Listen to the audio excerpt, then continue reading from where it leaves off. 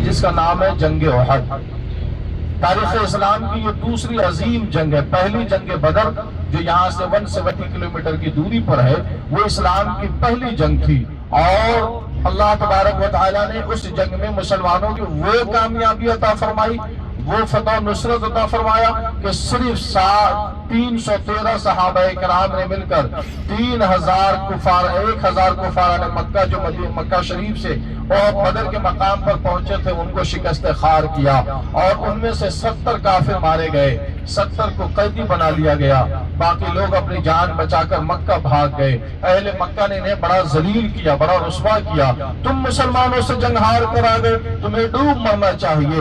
شب و روز ذلیل و خوار ہونے کے بعد ٹھیک 1 سال کے بعد مہینے میں بدر کے مقام پر جنگ لڑی گئی تھی، اور اسی بدر کی ہار کے بدلے کے شوال کے مہینے میں احد پہ جنگ لڑی گئی۔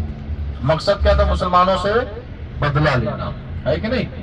تو بدلے کی نیت تھی، بدلے کی آگ ایسی لگی تھی کہ جناب ہندہ جو ابو سفیان کی بیوی ہے، فتح مکہ کے بعد اسلام قبول کرتی ہے، انہوں نے اپنے غلاموں کو جمع کیا، کہا ہے کوئی تم میں سے جو امیر حمزہ کو شہید کر دے، میں اسے انعام بھی دوں گی اور آزاد بھی کر دوں گی۔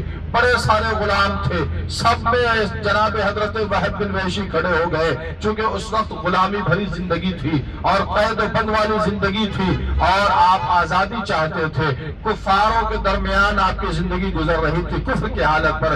حضرت وہب بن وحشی کھڑے ہوتے ہیں اور کہتے میں سیدنا امیر حمزہ کو شہید کروں گا، یوں کہلے اپنی زبان میں کہ حضرت سیدنا امیر حمزہ کے نام کی سپاری نکالی گئی۔ اور پھر وہ دن بھی آیا کہ بدر کے احد کے میدان میں پھر مسلمانان اسلام جمع ہوئے، 3000 کفاران مکہ اس بار مسلمانوں کے خلاف آئے ہیں، 3000 کا ایک بڑا لشکر مسلمانوں کے خلاف مدینہ شریف میں آیا، اور ان کے مقابلے میں جو اسلام کے لوگ جمع ہوئے، مسلمان جمع ہوئے، وہ صرف 1000 کا قافلہ تھا، مگر یہ قافلہ مدینہ پاک سے نکلا۔ احد پہاڑ کے دامن میں آنے سے پہلے ان میں سے 300 لوگ منافق نکل گئے۔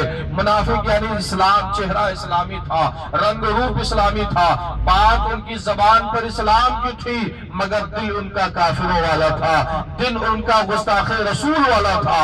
اب غور فرمائیں، جب رسول اللہ کی موجودگی میں، سرکار کی حیات ظاہری میں ایسے لوگ ہو سکتے ہیں جو باتیں تو اسلام کی کرتے تھے مگر دل کفر والا تھا، تو آج کے اس دور میں نہ جانے کتنے ایسے لوگ ہوں گے جن کا چہرہ اسلامی ہوگا، رنگ روپ اسلامی ہوگا، مگر بات ان کے حلق کے نیچے نہ اترے گی، وہ رسول اللہ کی گستاخیاں کرتے ہوں گے، میرے آقا کے علم کو ترازو سے تولتے ہوں گے۔ ایسے ناپاک لوگوں سے اپنے آپ کو پاک کرنے کی ضرورت ہے، ایسے ناپاک لوگوں سے اپنے ایمان کی حفاظت کی ضرورت ہے۔ میدان احد میں صرف 700 صحابہ پہنچے، جو واپس چلے گئے صحابہ کہتے ہیں یا رسول اللہ ہم ان جانے والوں کو نہیں دیکھ رہے ہیں، اگر آپ ہمارے ساتھ ہم ساری دنیا سے لڑ جائیں گے۔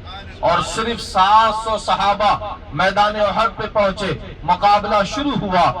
رسول اللہ صلی اللہ تعالی علیہ وسلم نے 50 صحابہ کو جبل رمات پر متعین فرمایا جو تیر چلانے میں بڑے ماہر تھے۔ میرے آقا کریم علیہ السلام نے صف بندی فرمائی اور جنگ شروع ہوتی ہے۔